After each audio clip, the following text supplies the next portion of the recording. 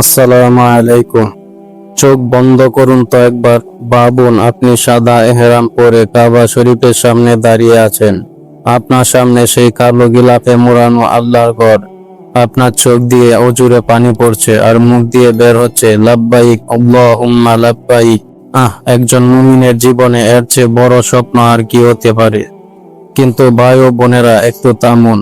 একটি অত্যন্ত গুরুতর প্রশ্ন আজ নিজেকে করুন। আপনি কি জানেন আপনার ব্যাংকে থাকা জমানো টাকা, আপনার এক্সট্রা জমি বা স্বর্ণালংকারের কারণে হয়তো আপনার উপর হজ ফরজ হয়ে গেছে? আর আপনি ভাবছেন আগে মেয়েটাকে বিয়ে দিই, আগে বাড়িটা কমপ্লিট করি, বয়স হলে দাড়ি রেখে তারপর হজে যাব। আজকের এই ভিডিওটি আপনার জীবনে মোড় ঘুরিয়ে দিতে পারে।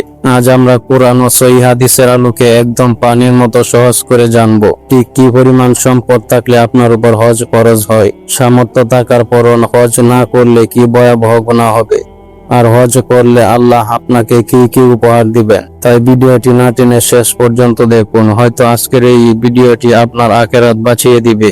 পবিত্র কোরআনের সূরা আল ইমরানের 97 নম্বর আয়াতে আল্লাহ তাআলা স্পষ্ট ঘোষণা করেছেন, আল্লাহর সন্তুষ্টির উদ্দেশ্যে কাবা ঘরে পৌঁছার সামর্থ্য যার আছে তার উপর হজ করা ফরজ। এখন সবচেয়ে বড় প্রশ্ন, এই সামর্থ্য মানে কি? ঠিক কত টাকা থাকলে হজ ফরজ হবে? ভাই, যাকাত আর হজের হিসাব কিন্তু এক নয়। যাকাতের ক্ষেত্রে নেশাব পরিমাণ সম্পদ 1 বছর টাকা লাগে, কিন্তু হজের নিয়ম হলো হজের মৌসুমে যদি আপনার কাছে হজে যাওয়া আসার খরচ থাকে তবে সাথে সাথে আপনার উপর হজ ফরজ। চলুন একদম সহজ করে হিসাবটা মিলিয়ে নিই। আপনার মোট সম্পদ থেকে প্রথমে আপনার মৌলিক প্রয়োজন বাদ দিন।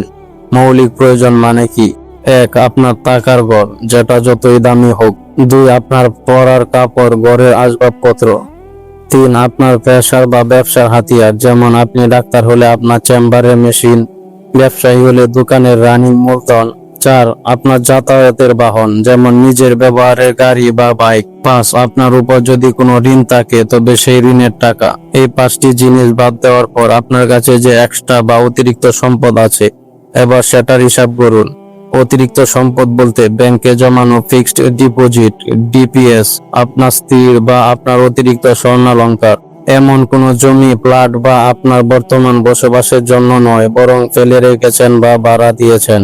এইসব অতিরিক্ত সম্পদের মূল যদি এতটুকু হয় যে প্রথমত বাংলাদেশ থেকে মক্কায় যাওয়া, সেখানে 40 দিন থাকা, খাওয়া এবং ফিরে আসার সম্পূর্ণ খরচ বহন করা যায়। ধরে নিন বর্তমান বাজার মূল্য তা 6 থেকে 7 লক্ষ টাকা। দ্বিতীয়ত, আপনি যে 40 দিন হজে থাকবেন, ওই সময় দেশে আপনার স্ত্রী, সন্তান বা পরিবার স্বাভাবিক ভরণ পোষণ টাকাও আপনার কাছে থাকে। ব্যাস, এই পরিমাণ টাকা বা সম্পদ যদি আপনার কাছে থাকে তবে আপনার উপর হজ ফরজ। আপনার উপর আল্লাহর নির্দেশ চলে এসেছে। এখন আর বয়স হওয়ার অপেক্ষা করার কোনো সুযোগ নেই। বিল্ডিং এর 3 তলার কাজ বাকি, মেয়ের বিয়ের জন্য টাকা জমাচ্ছেন, এসব অজুহাত ইসলামে গ্রহণযোগ্য নয়। হজ ফরজ হলে সবার আগে হজ করতে হবে। এবার আসুন একটি ভয়ঙ্কর সত্যের দিকে। ভাই, শয়তানের সবচেয়ে বড় ধোঁকা হলো এখনো তো বয়স কম, আগে জীবন গুছিয়ে নিই তারপর হজ করব। অথচ রাসূল সাল্লাল্লাহু আলাইহি ওয়াসাল্লাম বলেছেন, যার উপর হজ ফরজ হয়েছে সে যেন তা আদায়ে তাড়াহুড়ো করে, কারণ সে জানে না কখন সে অসুস্থ হয়ে পড়বে বা কোনো বিপদে পড়বে। আবু দাউদ। যদি সামর্থ্য থাকার পরও কেউ হজ না করে মারা যায় তবে তার পরিণতি কি হবে জানেন? তিরমিজি শরীফের একটি হাদিস শুনলে আপনার গায়ের পশম দাঁড়িয়ে যাবে। হযরত আলী রাদিয়াল্লাহু আনহু থেকে বর্ণিত, রাসূলুল্লাহ সাল্লাল্লাহু আলাইহি ওয়াসাল্লাম বলেছেন, যার কাছে পাথেয়, খরচ ও বাহন আছে যা তাকে আল্লাহর ঘর পর্যন্ত পৌঁছে দিতে পারে, তবুও সে হজ করল না, সে ইহুদি হয়ে মারা যাক বা খ্রিস্টান হয়ে মারা যাক, তাতে আল্লাহর কোনো পরোয়া নেই। আল্লাহু আকবার। চিন্তা করেন ভাই, একজন মানুষ সারা জীবন নামাজ পড়লো, রোজা রাখলো, কিন্তু ব্যাংকে টাকা থাকার পরও শুধু অলসতা করে বা দুনিয়ার মোহে হজ করলো না। মৃত্যুর সময় তার ঈমান নিয়ে কবরে যাওয়া অনিশ্চিত হয়ে যেতে পারে।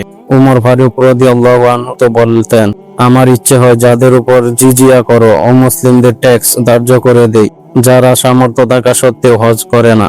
তাই আল্লাহ হস্তে আজ হিসাব করুন। যদি দেখেন আপনার হজ ফরজ তবে আগামী বছরের জন্য প্রস্তুতি নিন, একদিনও দেরি করবেন না। ভাই, আল্লাহ আমাদের ভয় দেখান শুধু আমাদের সতর্ক করার জন্য, কিন্তু যখন আপনি আল্লাহর ডাকে সাড়া দিয়ে নিজের জমানো লাখ লাখ টাকা খরচ করে আরামের ঘুম হারাম করে মক্কায় পৌঁছাবেন, তখন আল্লাহ আপনাকে কি দিবেন জানেন? বুখারী ও মুসলিম শরীফের হাদিস।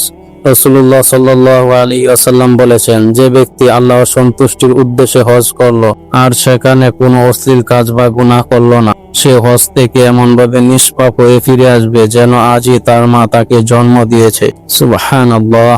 আপনার জীবনের গত 20, 30 বা 40 বছরের সব গুনাহ মাফ।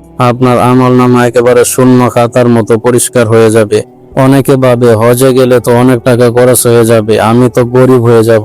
তাদের জন্য রাসূলুল্লাহ সাল্লাল্লাহু আলাইহি ওয়াসাল্লামের এক দারুণ সুসংবাদ দিয়েছেন। সুনানে তিরমিজির হাদিস, নবীজি সাল্লাল্লাহু আলাইহি ওয়াসাল্লাম বলেছেন, তোমরা হজ ও উমরার পরপর করতে থাকো, কারণ এই দুটো কাজ মানুষের দারিদ্র ও গুনাহকে এমনভাবে দূর করে দেয় যেমন কামারের হাপড় লোহার ময়লা দূর করে দেয়।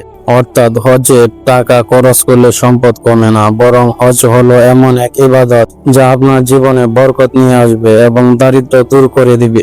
আর জান্নাত তো আছেই। নবীজি স্পষ্ট বলেছেন, হজে মাবরুর মকবুল হজ এর একমাত্র প্রতিদান হলো জান্নাত। প্রিয় ভাই ও বোনেরা, দুনিয়ায় ক্ষণস্থায়ী জীবনে টাকা পয়সা বাড়ি গাড়ি কিছুই আমাদের সাথে যাবে না। কবরের একাকী জীবনে আপনার সাথে যাবে আপনার ঈমান ও আপনার আমল। আজই এই মুহূর্তে একটা কাগজ কলম নিয়ে বসুন, নিজের সম্পদের হিসাব করুন। আপনার উপর কি হজ ফরজ হয়েছে? যদি উত্তর হ্যাঁ হয়, তবে আজই নিয়ত করে ফেলুন, তওবা করুন। আর যদি এখনো হজ ফরজ না হয়ে থাকে, তবে চোখের পানি ফেলে আল্লাহর কাছে দোয়া করুন, ইয়া আল্লাহ, আপনি আমাকে সামর্থ্য দিন, মৃত্যুর আগে অন্তত একবার যেন আপনার পবিত্র ঘর তাওয়াফ করতে পারি, অন্তত একবার যেন নবীজির রওজায় দাঁড়িয়ে সালাম দিতে পারি। ভিডিওটি আপনার পরিবার, বন্ধু বান্ধব ও পরিচিতদের সাথে শেয়ার করুন। হয়তো আপনার একটি শেয়ারের কারণে কেউ হজের হিসাব বুঝতে পারবে এবং হজের প্রস্তুতি নিবে। তার হজের সওয়াবের একটি অংশ আল্লাহ আপনার আমলনামায় লিখে দিবেন ইনশাআল্লাহ। আল্লাহ আমাদের সবাইকে পবিত্র হজ ও উমরা করার তৌফিক দান করুন। আমিন। ভালো থাকবেন, ঈমানের সাথে থাকবেন। আল্লাহ হাফেজ।